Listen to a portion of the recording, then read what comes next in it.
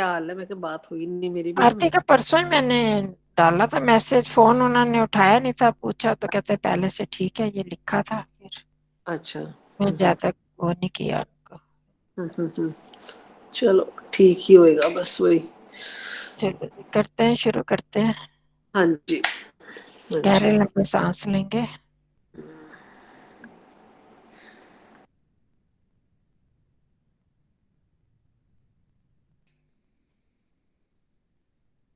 ओम का उच्चारण। ओ।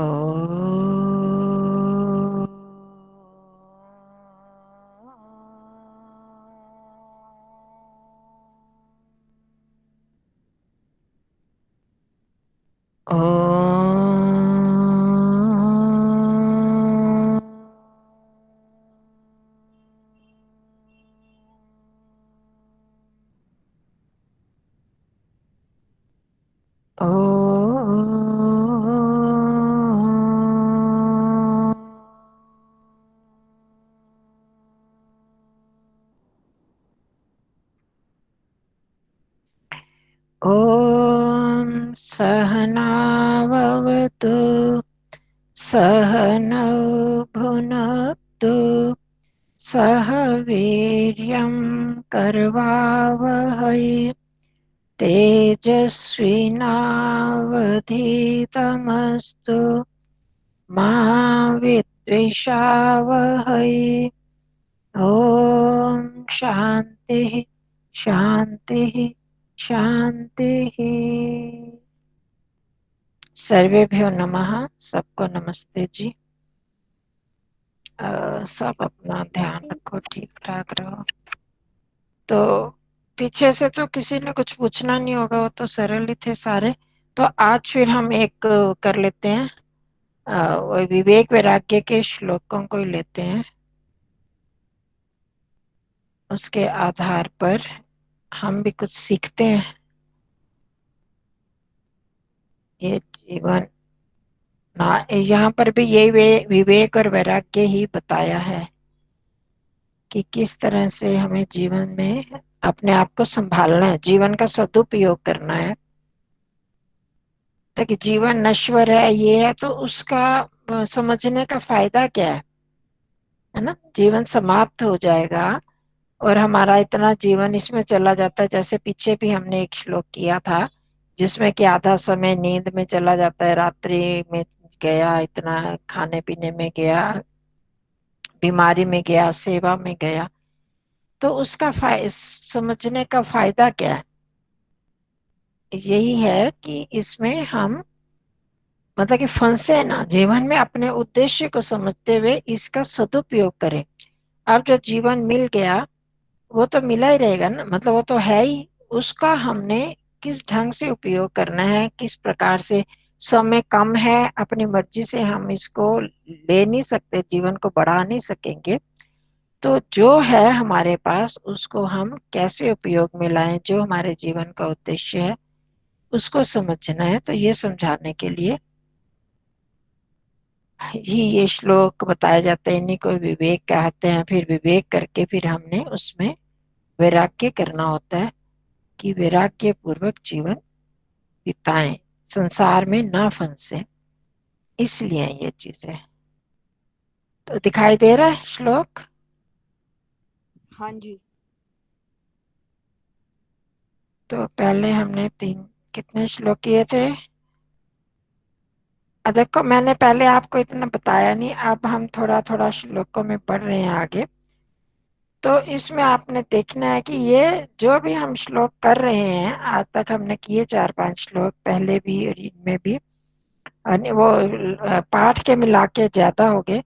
तो हमने जो श्लोक के, इनका सीधा सीधा अर्थ नहीं निकलता, उनमें शब्दों का आगे पीछे हमें करना पड़ता है। देखा आपने, नोट किया इस चीज को? हमें शब्दों को बार बार आगे पीछे करना होता है अर्थ करने के लिए। हम्म।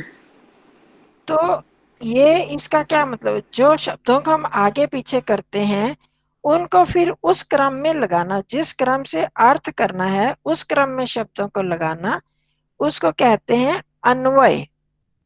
हम्म। आपने सुना होगा बहुत बार अन्वय किया जाता है।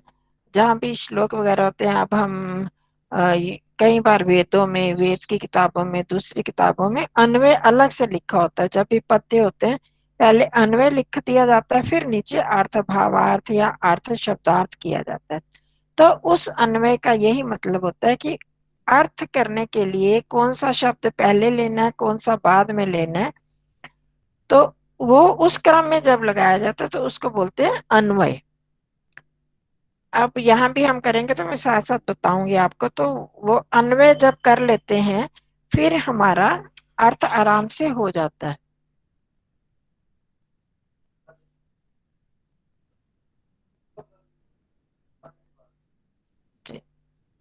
तो इसमें हमने ये ध्यान रखना होता है कि जब एक जैसे जैसे हमने करा है ना, विशेषण विशेष्य में एक विभक्ति एक वचन एक लिंग एक ही तरह के होते हैं, इसी तरह जब हम ये करते हैं अन्वय करते हैं तो उसमें भी जो एक जैसी विभक्तियां एक जैसे वचन होते हैं उनको इकट्ठा कर लिया जाता है विशेषण विशेष्य, तो उससे फिर आसानी होती है। तो जैसे जैसे जहां पर कई बार तो एक दो शब्दों को आगे पीछे करना होता है वहां इतना महत्व नहीं होता, पर जहाँ ज्यादा होगा फिर मैं बताती जाऊंगी। आपको समझ आ गया ना अन्वय किसको कहते हैं? जो क्रम पूर्वक शब्दों को लगाना, अर्थ के अनुसार क्रम से जब हम शब्दों को लगा देते हैं तो उसको अन्वय कहते हैं। नहीं तो ये पद्यों में क्या होता है कि पद्य की मात्रा को पूरा करने के लिए कौन सा पहले आना चाहिए, बहुत सारे छंदों में ऐसे होता है कि पहले ये वाला आना चाहिए, ये शब्द आना चाहिए, मतलब मात्राएं ये आनी चाहिए ये आनी चाहिए, तो उस आधार पर लगाए जाते हैं, तो फिर आगे पीछे करने पड़ते हैं, वो क्रम से नहीं लगा सकते। तो उस इसलिए फिर उसको अर्थ करने के लिए हम उनको बदल देते हैं क्रम को। तो यह आदित्य से गतागतैर अहर अहह संक्षीयते जीवनम व्यापारैर बहु कार्यभार गुरुभिः कालोऽपि न ज्यायते दृष्ट्वा जन्म जरा विपत्ति मरणं त्रासश्च नोत्पद्यते पीत्वा मोहमयीं प्रमादमदिराम् उन्मत्तभूतं जगत्। ये मैंने एक बार उसका वो कर दिया उच्चारण। तो अब इसको कौन करेगा सबसे पहले? कौन आया? शिष्य तिथि आई थी सबसे पहले। आदित्य से गता गतैर अह अह, ये यहाँ पर संधि है। गतैहि, गतैहि हमें पता है ना, तृतीया विभक्ति एक बहुवचन होता है, विसर्ग आ जाता है, फिर उसके विसर्गों के बाद अह अह अह, क्या क्या क्या मतलब होता है? दिन दिन है? संक्षीयते जीवनम, करो कोशिश करो। आदित्यस्य गत, गत क्या हो गया? ये है गत आगतई, अह अह संक्षीयते जीवनम, जीवनम संक्षीयते। करो, मैं बताती जाऊंगी साथ साथ।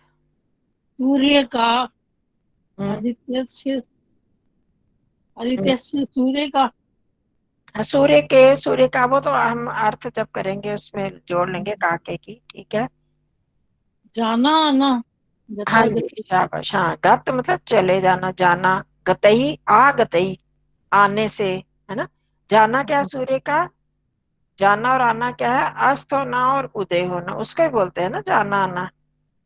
हाँ जी, दिन रात हाँ, नहीं दिन रात नहीं, हाँ मतलब सूर्य के अस्त होने आने से और अस्त होने से पहले जाएगा। गत मतलब चला गया, चला गया मतलब अस्त हो गया।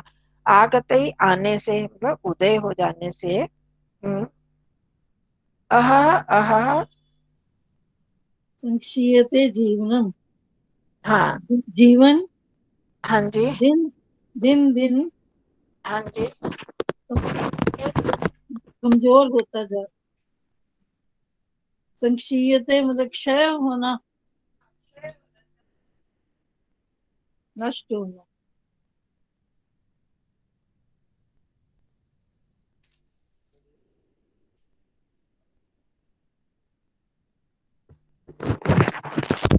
हाँ, अह अह दिन दिन, हर दिन जीवनम संक्षीयते, जीवन नष्ट हो रहा है। कैसे? सूर्य के अस्त होने और आने से दिन दिन मतलब प्रतिदिन जीवन संक्षीयते नष्ट होता जाता है, नष्ट हो रहा है। ठीक है, आगे समझ। व्यापार अब बहुकाल आगे नहीं, आगे और कौन करेगा? आभा, आप करो। व्यापारे ही, क्या है इसमें संधि? व्यापारे ही बहु भी, बहु कार्य भार गुरु भी ही। व्यापार से हम्म, कार्य बहु को कार्य भार गुरु भी। देखो, व्यापार ही, वैसे तो व्यापार, बिजनेस को व्यापार हम कहते हैं। यहाँ पर व्यापार मतलब बहुत सारे कार्यों से, बहुवचन है ना, या तो बहुत सारे व्यापार मतलब बहुत सारे कार्य, अनेक प्रकार के कार्य। किस तरह के? बहु कार्य भार गुरु भी व्यापार ही। हम्म, बहु मतलब बहुत प्रकार के कार्यों के भार से, अनेक प्रकार के व्यापारों से, कार्यों से, मतलब इसका उन्होंने, उनकी भाषा इस तरह की है कि अर्थ सिर्फ इतना ही है कि बहुत प्रकार के कार्य आते हैं जीवन में, है ना। तो अनेक प्रकार के कार्य हमें करने पड़ते हैं, उन कार्यों के भार से भारी गुरु भी, मतलब भारी हो जाते हैं जब बहुत। क्या क्या हम कार्य करते हैं दिन में? देखो, सोचो जरा, हम क्या क्या करते हैं?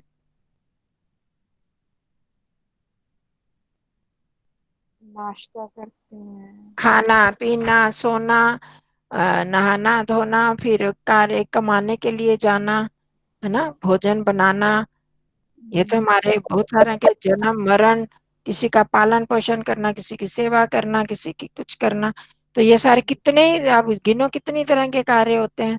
तो अनेक प्रकार के कार्यों के भार से जो इतने अधिक विभिन्न प्रकार के व्यापार होते हैं, उनसे कालो अपि न जायते, कालः अपि न जायते, समय भी पता ही नहीं चलता, है ना। कैसे हाँ बीत गया समय पता ही नहीं चलता। तो कालः प्लस अपि, ये पता चल, ये इसकी संधि तो कुछ कुछ तो पता लग रही है ना आपको। व्यापारे ही, तो क्योंकि आ से अलग किसी और किसी स्वर के बाद अगर विसर्ग हो तो फिर आगे क्या हो जाता है? विसर्ग का र बन जाता है, तो व्यापारे ही से बन गया। ऐसे ऊपर भी गता गते ही, वहां भी विसर्ग का र बन गया। तो अनेक प्रकार के कार्यों के भार से भारी होकर व्यापारों से, मतलब अनेक कार्यों से समय का भी पता नहीं चलता कि कैसे समय बीत जाता है। ठीक है, आगे अंजना जी। दृष्ट्वा जन्म दृष्ट्वा मृत्युः। जरा विप्ति मरणम त्राश्च नोप्यते नोत्प नोत्पद्यते हाँ, न उत्पद्यते।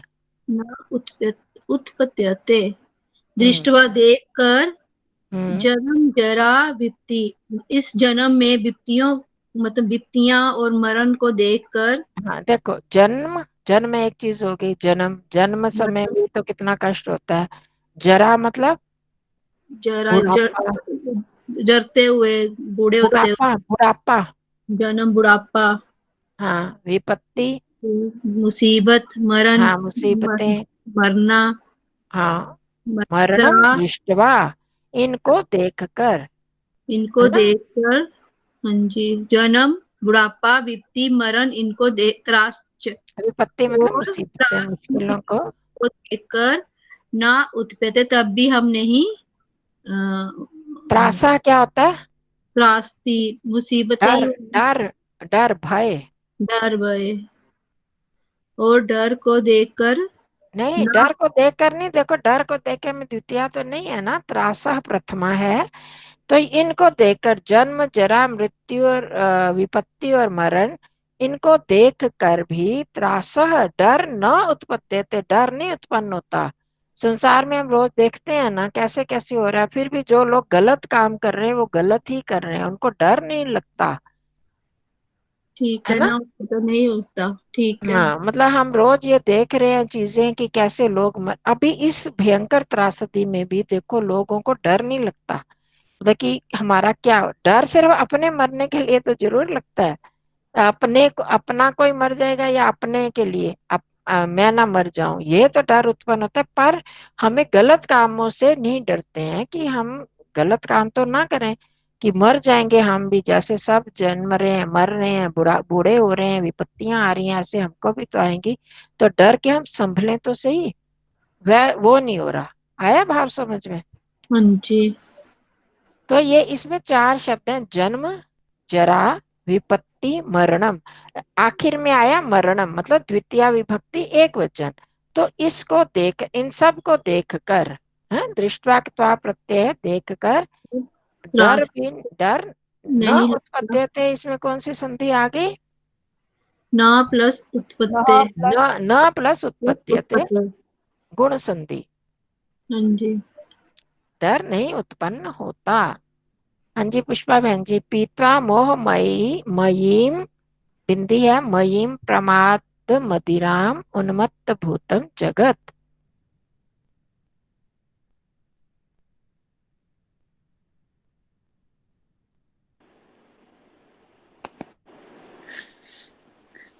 बता रहे हो पुष्पा बहन जी? हैं नहीं तो शकुंतला बहन जी बता दो।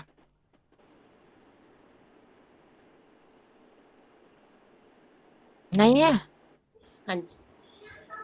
पित्वा पि- पित्वा मोह मई मयीम प्रमाद आदि आदि प्रमाद मदिराम उन्मत्त भूतम जगत। इसका कैसे बनेगा?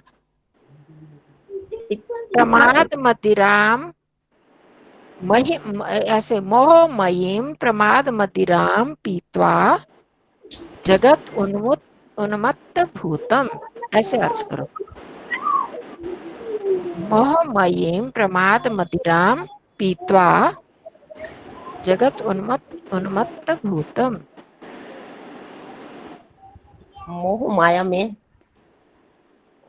और प्रमाद मई का माया कर रहे हो?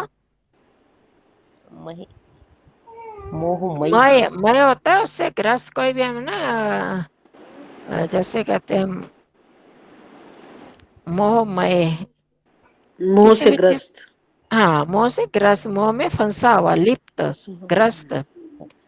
मोह से लिप्त और प्रमाद आदि हम्म। उन्मुक्त का नष्ट। प्रमाद का क्या अर्थ बताया? आलस्य। हाँ, प्रमाद या आलस्य। आगे भी कुछ बोल रहे, आदि क्या?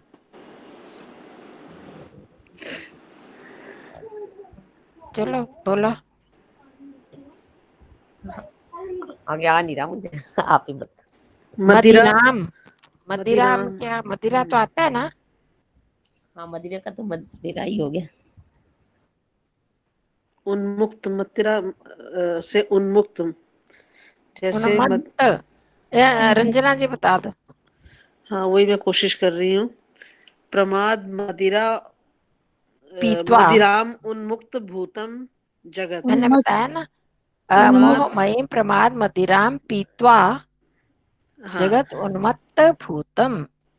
जैसे उन्मत्त का होता है पागल, मस्त। मस्त, मतवाला हो गया ना। हाँ, प्रमाद मदिरा से को उन्मुक्त, पीत्वा पी मतलब उन पी कर, पी कर पी हाँ पी कर उन्मुक्त भूतम। भूतम का क्या हो गया, होगा? भूतम मतलब हो गया, हो गया। जगत हुआ मतलब हुआ मतवाला है, हो गया। हुआ है, हुआ जगत है। में हाँ संसार। पागल हुआ हुआ है। हाँ मदिरा की, मस्त जैसे मस्त हो मदिरा गया, पीकर मस्त मस्त हुआ हुआ पड़ा हुआ है। है। मदिरा मस्त हुआ पीता है हुआ। जो भी, मदिरा हम्म। शराब पी के क्या होते हैं, क्यों पीते हैं? मस्त मस्त हो हाँ। जाते हैं ना। हाँ। उनको बाहर की कोई होश ही नहीं होती, जो मर्जी कोई करता रहे। हम्म। अब ये जो लोग पीते हैं, तो उनकी पत्नियां जो काम वाली हमारे घरों में आती हैं, तो ज्यादातर उनके बिल्कुल पति बिल्कुल। तो अपने में मस्त है, हमारे बच्चों का क्या हो रहा है, पत्नी हम्म। का क्या हो रहा है, क्या होगा, कुछ उनको होश नहीं रहती ना, मस्त ऐसे ही हो हम रहे हैं। अज्ञान, अज्ञान रूपी। हाँ, ऐसे अज्ञान में ग्रस्त प्रमाद हम्म, मदिरा को पीकर अज्ञान में फंसे हुए हैं। तो इस प्रमाद, एक देखो आलस्य होता है शरीर का आलस्य, और प्रमाद होता है मन का मन आलस्य। का आलस, हाँ। मतलब सब समर्थ होते हुए भी शरीर से, चाहे वो मन से ही ऐसे मस्त है, क्या करना चाहिए क्या नहीं करना चाहिए, उसमें कुछ भी बिल्कुल होश बिल्कुल। नहीं है। तो जैसे मदिरा को पीकर ऐसे उन्मत्त हो जाते हैं, ऐसे अज्ञान रूपी मदिरा को को पीकर, पीकर प्रमाद को पीकर, प्रमाद मदिरा को पीकर जगत जो है वो उन्मत्त। मस्त हुआ पड़ा है। मैंने ऊपर की सारी स्थिति बता दी पहले कि इन चीजों को देखें अगर हम तो कितना डर लगता है कि जीवन जा रहा है जा रहा है जा रहा है। अभी मेरे को पता लगे कि अभी आधे घंटे बाद मेरी मौत होने वाली है या एक दिन में, तब हमारी क्या हालत होती है ना, अगर पता चल जाए बिल्कुल बिल्कुल। तो। पर हम उस चीज को सोचते ही नहीं, और सचमुच ऐसे तो हमारा जीवन जा रहा है। हमने 65 साल मैंने बिता दिए, तो औरों ने किसी की कितनी है, किसी की 70 है, किसी की 75 है, किसी की 40 है, किसी की 35 है, ऐसे कितने कितने साल, और हमको पता चला कि कैसे बीत गए, कितने सालों बीत गए। बिल्कुल। तो हम ये क्या सोचते हैं कि अभी मौत तो अभी भी आ सकती है, कभी भी आ सकती है। और जैसे आदित्य से गता गते मतलब कि दिन के बाद रात, रात के बाद दिन, सूर्य आ रहा है जा रहा है, हमें पता है ना, हम तो ऐसे मस्त हुए पड़े, आप रात आएगी रात को ये करेंगे, सुबह उठेंगे ये करेंगे, मतलब ऐसे ही लगे हुए। ये नहीं कह रहे कि दिन रात के हाँ, साथ हमारा जीवन भी खत्म हो रहा है। मतलब काल काल हमारे काल अभी ना जाए थे हाँ, तो कि संक्षीयते काल जीवन, भी जीवन सूर्य के आने जाते ही दिन दिन करके हमारा जीवन नष्ट हो रहा है। नष्ट हो रहा है। हम ये नहीं सोच रहे कि बड़े खुश होते हैं, ये हमारा जन्मदिन आने वाला है, इतने दिन बीत गए, अगला दिन जन्मदिन कब आएगा, एक साल ऐसे बिता देते हैं। अब ये हो रहा बिल्कुल है, बिल्कुल। किसी का शादी हो रही है घर में, किसी का पैदा हो रहा है, कोई क्या कर रहा है, इन चीजों में ही करते करते हमारा जीवन ऐसे बीत जाता है। और इसी तरह ये भी काम कर लूं, ये काम कर लूं, ये काम, उन कामों से जो कि सिर्फ संसार तक सीमित है, हमारे आगे भविष्य के लिए सीमित नहीं है। मतलब उनका उन भविष्य पर कोई असर नहीं पड़ने वाला अगले जन्म पर। अब देखो, हम खाना खाना, पकाना, कमाना, मैं इनसे इनकार नहीं कर रही, जरूरी है ये चीजें, परंतु इनका हाँ, रोज संबंध के सिर्फ काम में इतने उलझे हुए हैं कि इसी जन्म तक है ना इनका इसी संबंध। जन्म तक संबंध है और तो इसी में हम इतने उस उलझे दृष्टि से हुए करें हैं। कि ये तो एक मजबूरी में करने हैं, ये काम मजबूरी समझ के करें। बाकी जो अपने लिए हमने इकट्ठा करना है, अगले जन्म को लिए साथ ले जाना है, वो तो इनसे भिन्न कार्य है ना। तो इन कामों में ही समय नहीं बीतता। हम देखो ना, घरों में यही होता है ना, हमें टाइम ही नहीं मिलता, इतना काम हो जाता है घरों में, कहाँ हमें टाइम मिलता है। गृहस्थी में फंस कर यही कहते रहते हैं ना हम लोग। तो हम समय का सचमुच नहीं पता चलता, पर अगर हम जब सतर्क हो जाते हैं, इस काम में इतना टाइम देना है, इस काम में इतना देना है, इतने नहीं कि उसी काम में ही लगे रहे, मतलब टाइम को वेस्ट करते करते हम बहुत बार जो आधे घंटे में काम हो सकता है उसको पौना घंटा लगा देंगे, 1 घंटा लगा देंगे, गप्पों में ही टाइम बिता देंगे। तो वो नहीं, वो कहते इन सब कार्यों में भी समय का पता ही नहीं चलता। और फिर ये इसके बावजूद हम रोज देखते हैं कोई मर रहा है, कोई जी रहा है, कैसी विपत्तियां आ रही हैं, तो भी हमें डर नहीं लगता कि हम पर ऐसे आगे तो कैसे बचाना है जीवन को। तो इस प्रकार से डर नहीं होता। क्यों नहीं होता? जो मस्त होता है, मदमस्त होता है, उसी को नहीं ना डर लगता। तो हम भी दूसरी चीजों में मस्त हुए पड़े हैं। तो इस प्रकार की अज्ञान रूपी प्रमाद रूप मोह में। अज्ञान में फंसकर प्रमाद वाली मदिरा को पीकर ये सारा संसार मस्त हुआ पड़ा है, पागल हुआ पड़ा है। उसको होश ही नहीं है कि हमने आगे के लिए भी कुछ इकट्ठा करना है। देखो, मैं यही करते हुए इस प्रसंग से अभी मैं जिनकी एक है हमारे मतलब रिश्तेदारी में, तो उनकी बहुत सीरियस है, उनके लिए इंजेक्शन चाहिए थे। तो कल इंजेक्शन भेज कि आज सुबह भेजे गए इंजेक्शन, 6 इंजेक्शन जो आजकल रेमिडीर से वाला हाँ, कितना रेमेडी महंगा वर्साइजर। बड़ी मुश्किल से मिलता है। तो उन्होंने कोई अपना परिचित डॉक्टरों का जान पहचान से कर करके भेजे, और उस मरीज तक पहुंचे नहीं। मतलब वो स्टोर में ही उन लोगों ने गायब, डॉक्टरों को भी नहीं, पता ही नहीं है, वो पता चला कि स्टोर से ही गायब हो गया। वो वो लोग जो कर रहे हो, दूसरे की जान आफत में आई हुई है, उसके लिए, जिसके लिए आए उसको क्यों नहीं दे रहे हो? पैसा कमाने के लिए।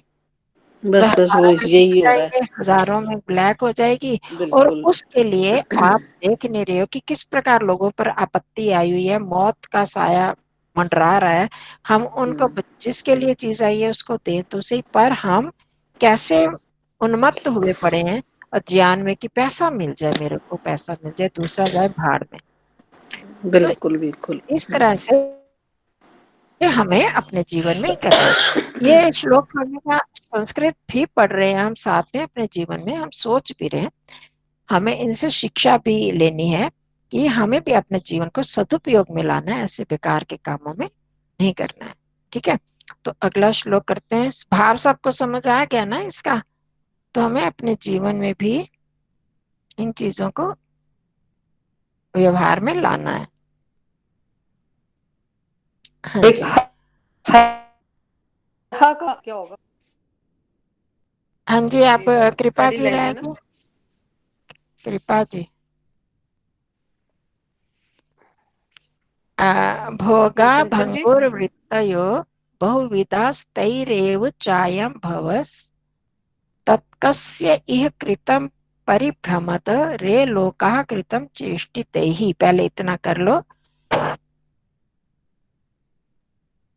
ये भवस जो है ये विसर्ग का स बना है, भवः, भव संसार को बोलते हैं, भंगुर मतलब नष्ट हो जाने वाली।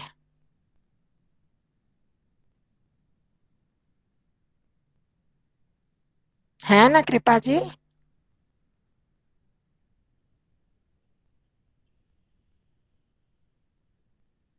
आई थी ना कृपा? देखो कौन, चलिए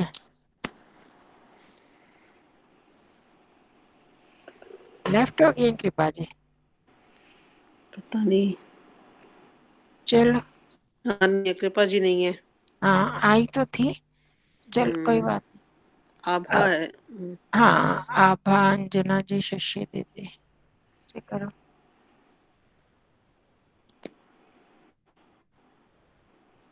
चलिए शशि दीदी शुरू करो, पहले भी उन्होंने शुरू किया था। भोगा भंगुर्वृत्तयो बहुविधास्तैरेव चायं भवस्। भगवत से शुरू करेंगे। हाँ, वहां से भी कर सकते हैं। बहुविधा स्तरे।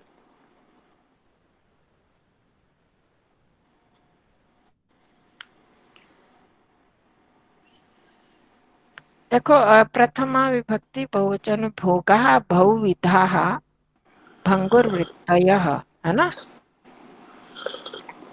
बहुविधा बहुत भोगा भंगुर्वृत्तयः, ये है ना, वृत्तयो बन गया ना विसर्ग का आगे, वो आ गया तृतीय तृतीय चतुर्थ पंचम अक्षर, अ के बाद विसर्ग है तो ओ बन गया, उ बन गया, है ना? याद आया? हाँ जी। तो उसका विसर्ग का उ बन गया तो वृत्तयः शब्द है, और आगे तृतीय अक्षर होने से उसका उ बन गया, उ का ओ हो गया। बहुविधा तैहि एव बहुत चायं भवस्। बहुविधा मतलब बहुत प्रकार से। हाँ, बहुत प्रकार के। बहुविधा। भोग की क्षण भंगुर, भंगुर मतलब अनेक प्रकार के भोग भंगुर्वृत्तयः। नष्ट होने वाले हैं। क्षण भंगुर हो गया ना। हाँ, भंगुर वृत्ति है जो उनकी वृत्ति मतलब उनका स्वभाव जो है नष्ट हो जाने वाला, क्षणिक है, भंगुर, क्षण भंगुर जीवन की कलिका जैसे बोलते हैं ना। तो बहुविधा भोगा भंगुर वृत्तयः, इतना करो बहुत पहले। बहुत प्रकार से बहुत प्रकार के, के अनेकों प्रकार के मतलब अनेकों भोग प्रकार के जो भोग हैं, भोग हैं जो क्षण भंगुर हैं। हाँ जी, नष्ट हो जाने वाले। हाँ जी। मतलब नष्ट हो जाने वाले क्या है, क्या मतलब कि थोड़ी देर तो हमें सुख मिलता है पर उसके बाद खत्म हो जाने वाले हैं। ये नहीं है कि इन भोगों से सुख नहीं मिलता, स्वादु चीज खाई तो क्या स्वाद नहीं लगेगी क्या? अच्छे दृश्य देखे क्या अच्छे नहीं लगेंगे? अच्छा गाना सुना अच्छा लगेगा, मतलब लगेंगे, पर उससे इनकार नहीं, हम ये भी नहीं कह सकते कि ये सब बेकार है बेकार है। लगते हैं अच्छे, स्वाद भी किसी चीज का अच्छा लगता है तो लगता है, परंतु वो रहने वाला नहीं, वो क्षण भंगुर है, झटपट खत्म हो जाने वाले हैं। तै तै एव च अयम भवस्, तै एव अयम भवः। तै किसको इंडिकेट कर रहा है? ये जो भोगा वगैरह बताया, भंगुर विद्या बहुविधा, एव ही तै ही कौन सी विभक्ति वचन है? सही सही बहुवचन है। आप बताओ ना, तै ही है कि नहीं? हाँ बहुवचन है ना। स तौ ते तम तौ तान तै, तेन ताभ्याम तै ही करते हैं ना, राम रामई। तृतीया विभक्ति हुई ना। हाँ जी, तृतीया विभक्ति बहुवचन।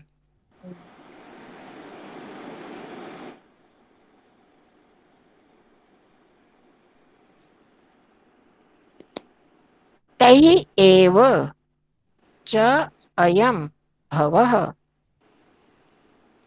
भव सागर बोलते हैं नहीं इसको, भव संसार को बोलते हैं ना, वही भव है यहाँ पर। च अयम च अयम, अयम भी किया हुआ है आपने, च भी पता है आपको, अयम, इमौ, इमे।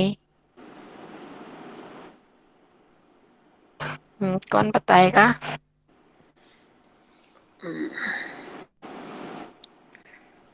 उनको ही तृतीया का क्या अर्थ करोगे? से उनके द्वारा। उनके द्वारा। हाँ जी। एव ही ही च च अयम अयम। और उनके द्वारा, और तो वहां पर आ गया है ना, अच्छा पिछला, पिछले के साथ जुड़ के, और अयम भवः तई एव, या तई एव अयम भवः, और उनके द्वारा ही जो संसार की ये वृत्तियां हैं भोग की, तो उनके द्वारा ही ये भवः, ये संसार का भव मतलब जन्म मरण का चक्कर, संसार क्या जन्म मरण का चक्कर है ना, और उनके द्वारा ही हम जन्म मरण का चक्र या ये संसार शुरू हो जाता है समझ, उनके दोबारा द्वारा ही। बोलना मैडम, इसका पूरा क्या है? मतलब हाँ मैं भोग जो कराती हूँ, अभी मैं क्षण एक एक अर्थ भंगुर को है। समझा रही हूँ, उनके द्वारा ही यह भव बन जाता है, मतलब यह संसार, संसार में हम्म ये जन्म मरण का चक्र, ये जन्म मरण का फेरा बन जाता है। क्या ये जो बहुत अनेक प्रकार के ये भोग हैं, ये क्षण भंगुर है, क्षण भंगुर तो हैं, पर इनके द्वारा ही यह भव, भव मतलब संसार में फंसना हमारा हो जाता है, ये अपने आप तो नष्ट हो जाते हैं, है ना, ये हम्म भोग हमको भुगा कर नष्ट हो जाते हैं, परंतु हम इनमें फंस जाते हैं, और आज जन्म मरण के चक्कर में फंस जाते हैं, फंस यही हो जाते हैं, गया ना। हमारा राग द्वेष बन जाता है ना इनके साथ, हाँ। और राग द्वेष क्लेश जब बन जाते हैं तो उनसे हमारा जन्म मरण क्यों होता है? आप सबने हम्म पढ़ा, ये योग दर्शन आप में से काफी लोगों ने, तो हम्म क्लेशों से कारण ही तो जन्म मरण बनता है, जाति आयु भोगा, हम्म क्लेश मूला कर्म आशय जाति आयु और भोगा, तो क्लेश मूलक, क्लेश में क्या होते हैं? अविद्या अस्मिता राग द्वेष अभिनिवेश, हम्म तो ये जो हम्म भोग होते हैं, कुछ भोग हमको अच्छे लगते हैं और कुछ नहीं अच्छे लगते, और राग द्वेष में हम हो गए फंस फंस गए, तो उन भोगों से ही यह भव शुरू बन जाता है, तो ये संसार चक्र। संसार में हम फंस जाते हैं कि ये चीज खानी है, ये कई हमारी इतनी आसक्ति हो जाती है, मतलब इंसानों में रिश्ते रिश्ते में भी हो जाती है, हम्म खाने पीने की चीजों में भी हो जाती है, तो उस आसक्ति को पूरा होने के लिए तो हमें जन्म ही लेना पड़ेगा ना फिर, बिल्कुल। मतलब कि हम जन्म मरण में क्यों आते हैं, क्यों कहा जाता है कि ईश्वर से प्यार करो फिर जन्म मरण मतलब के चक्कर से छूटोगे, क्यों? आसक्ति के कारण हम क्योंकि कई। जब ईश्वर हाँ। से हम जुड़ जाते हैं तो उसके लिए हमें जन्म की आवश्यकता नहीं होती, वो तो हम्म आत्मा से ही ईश्वर का जन्म संबंध बनता है। हम जब ध्यान करते हैं तो कहाँ तक पहुंचते हैं? शरीर से प्राण, प्राण से मन, मन से फिर आत्मा तक पहुंचते हैं ना। आत्मा से ईश्वर का संबंध जो ना, वो ईश्वर मेरे साथ है बिल्कुल, और आत्मा से ही, ना वो आंखों से दिखाई देते हैं, ना सुनाई देते हैं, ना सूंघे जाते हैं, ना स्वाद आता है ईश्वर का, ना स्पर्श होता है, वो आत्मा से ही ज्ञान होता है। तो आत्मा को जन्म, ईश्वर को जानना अगर हम जान लेते हैं, वो हमारी एक इच्छा बचती है और उसको ही हम प्रयास करते हैं, तो उसके लिए फिर हमें जन्म की जरूरत ही नहीं पड़ती। वो तो शुद्ध आत्मा ही उसको, ईश्वर को जान लेगी। पर हम संसार के भोगों में हमारी इच्छा होती है, वो भोगना चाहते हैं, तो इसलिए हमको जन्म लेना पड़ता है। मेरे को किसी से बड़ा प्यार है, राग की इच्छा या द्वेष हटाना है, मेरे को उससे अपनी बदला चुकाना है, तो उसके लिए तो जन्म लेना पड़ेगा ना। कोई चीज खानी है, स्वाद की मेरे को बड़ी इच्छा है, तो ईश्वर मेरा तो माता पिता, उसने मेरी इच्छाएं पूरी करनी है कि मेरे बच्चे को इस चीज की इच्छा है, तो दो इनको जन्म, ये कर लें अपनी इच्छाएं पूरी। पहले इनसे विरक्त होने तो, खूब खा पी लें, खूब अपने स्वाद देख लें, खूब कर लें प्यार अपने संबंधियों से, मोह माया में फंस जाएं, देख लें, चख लें मजा सारा, फिर जब हटेंगे तब मेरे पास आएंगे, तो तब करूंगा। तो उसने तो हमारी इच्छाएं पूरी करनी है। तो उसी चीज को यहाँ बताया कि उनसे ही यह संसार उत्पन्न होता है, ये जन्म मरण का चक्र बन जाता है। हो गया स्पष्ट सबको?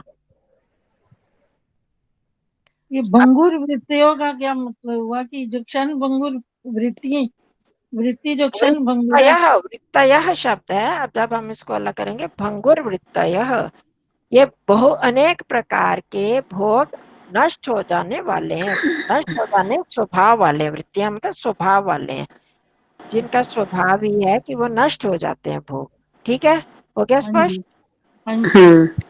फिर तई एव च अयम भवः च, तई और इनसे ही, मतलब इन वृत्तियों से या इन भोगों से ही यह संसार बन जाता है। संसार मतलब जन्म मरण, भव सागर, उसको क्या, जन्म मरण का चक्र जो है उनसे ही बन जाता है। ठीक है, एक एक शब्द नहीं लिया जन्म मरण, मतलब भाव का मतलब ही है हम उसके जन्म मरण के चक्कर में या बंधन में बंध जाते हैं, उनसे ही हो जाता है। अब आगे, तत्कस्य इह कृतम परिभ्रमत रे लोका कृतम चेष्टिते ही। हाँ जी, आभा करोगे? फिर इसके बाद अंजना जी। रे लोकाहा, यहाँ से संबोधन है। रे लोकाहा, लोका मतलब मनुष्यो। कौन करूं, मैं करूं मैडम? कौन? आभा कर रही है? आप कर दो, आप कर दो। तत्, इसमें क्या आएगा? तत् अस्य एह, हम्म, वह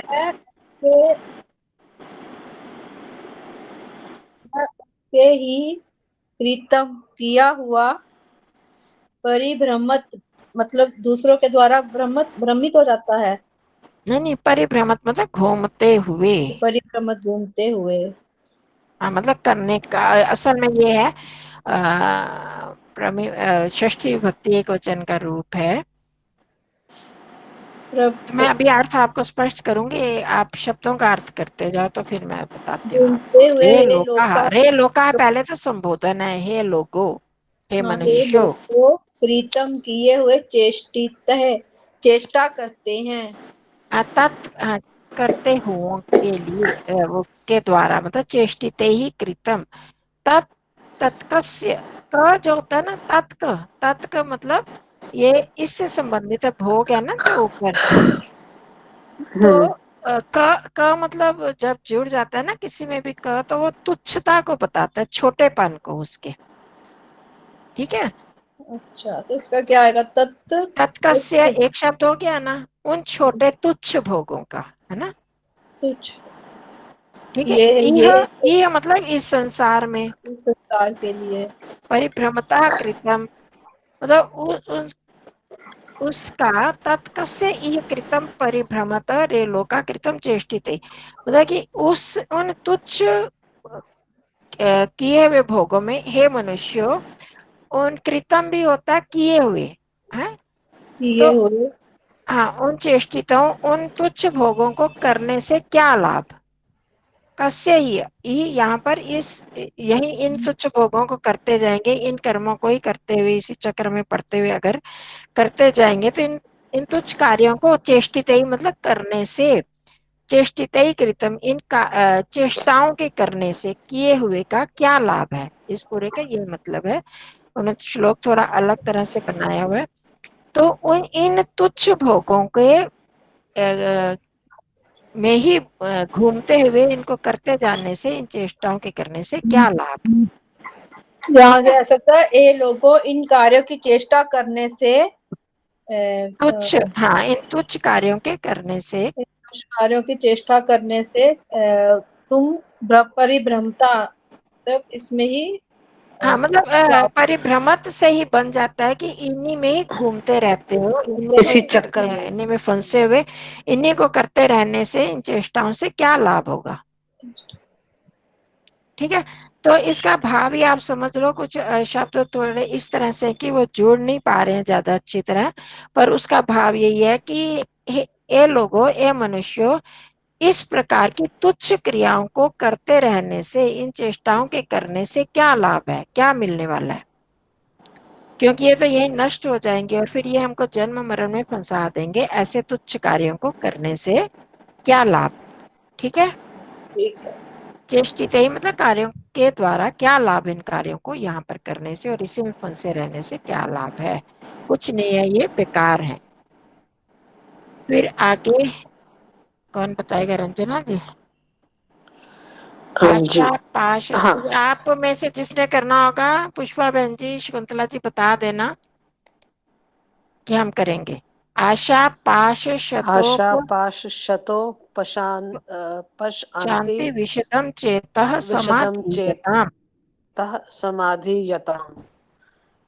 आशा, इसका वैसे आशा अगले और अगले पाश, वाक्य से, पिछले वाक्य पहले आएगा ना, लास्ट वाले का। अगले वाक्य से इसका वो है, संबंध है।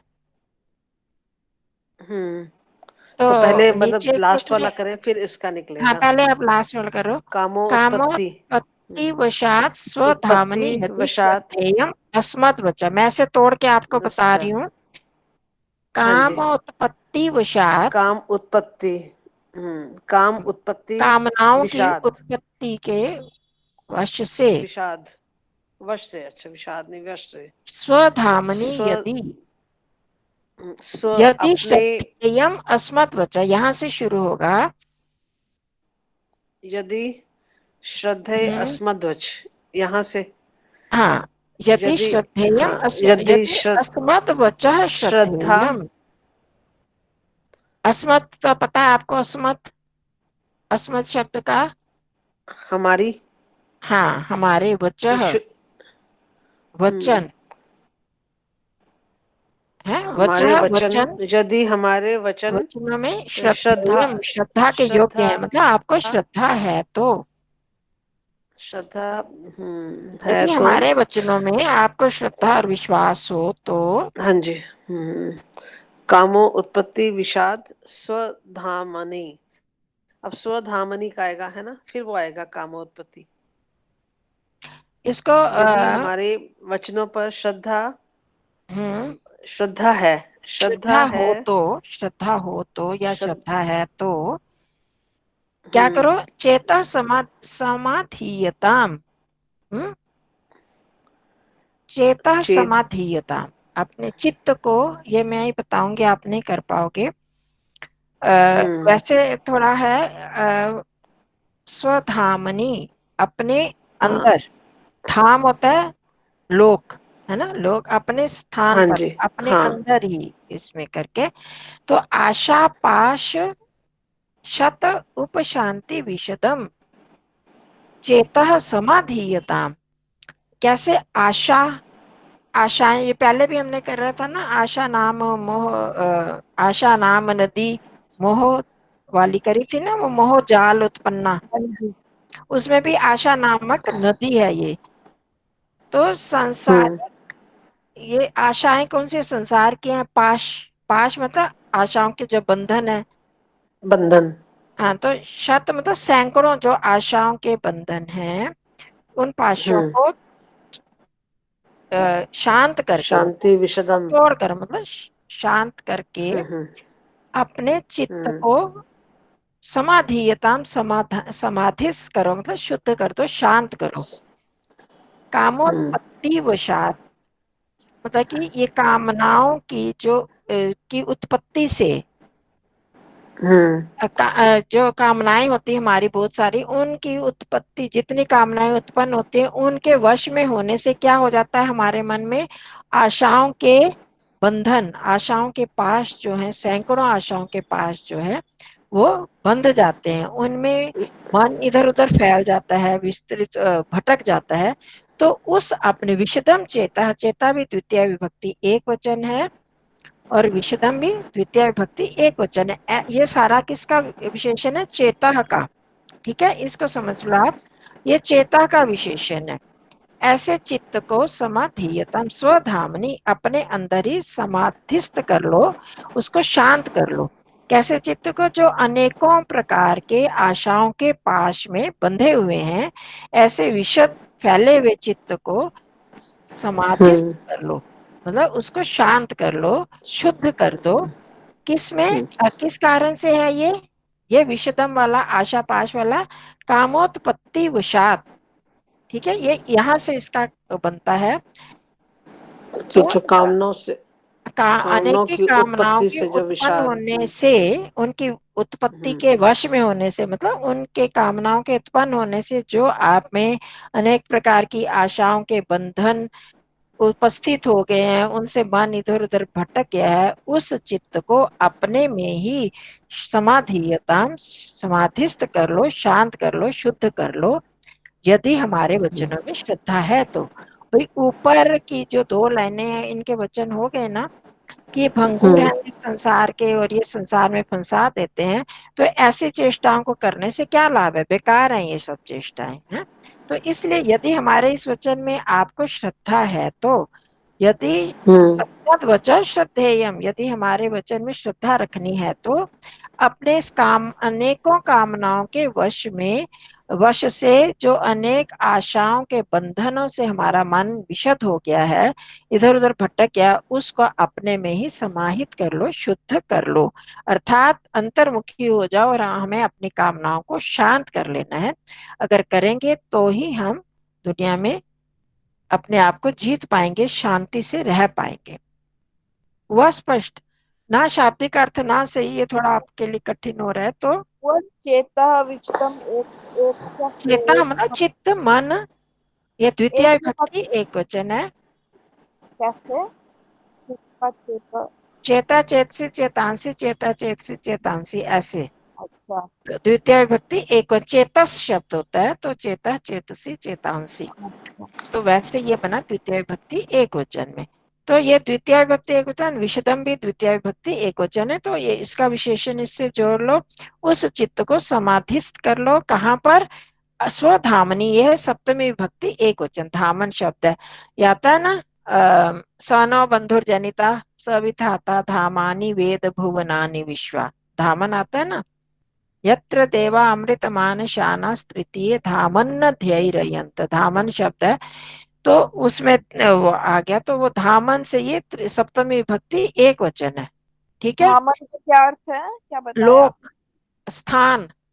अच्छा तो यहाँ पर अपने में ही, अपने स्थान में ही, मतलब अपने अंदर, अंदर ही स्वधामनी, अपने अंदर ही उसको स्थित कर लो, समाधिस्थ कर लो, मतलब शांत रखो, कि अपने में हमें अपने को भी सुधारना है, अपने जीवन को उच्च बनाना है, अपने लिए कुछ करना है।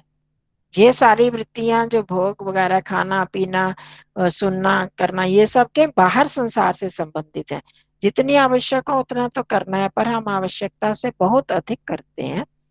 तो अंदर जब स्थित होंगे तो हमें उतना ही होगा जितना मेरे को चाहिए, जीवित रहने के लिए जितना चाहिए हम उतना ही करेंगे। उसको ही बोलते हैं इंट्रोवर्ट या अंतर्मुखी होना। और बाहर के लिए करते हैं तो एक्सट्रोवर्ट, के बाहर के लिए ही हम ये हो जाए वो हो जाए, वो हमारी इच्छाएं बढ़ती जाती हैं, वो शांत नहीं होती हैं। तो अपने अंदर ही इनको हम समेट लें, जैसे कहते हैं ना, कछुआ अपने को समेट लेता है, तो हम भी अपने इंद्रियों को समेटे। तब हमारा, जितना हमारी इच्छाएं कम होती हैं उतने ही हमको शांति मिलती है, ये आपने देखा ही होगा। तो क्योंकि हम बाहर की तरफ जाते हैं, आशाएं फिर बनती हैं, आशा ये हो जाएगा, फिर ये हो जाएगा। उस दिन भी आशा वाले उसमें मैंने समझाया था ये सारा आपको। तो इस तरह से ये श्लोक हमको शिक्षा देते हैं बार बार कि हमें अंतर्मुखी होके अपने कार्य करने हैं। शकुंतला जी चली गई, उनको चीनी आई। कठिन लग रहा आज का विषय। देखो चाहे कठिन हो, हमें तो आपने एग्जाम तो इसमें देना नहीं है। ऐसे करते करते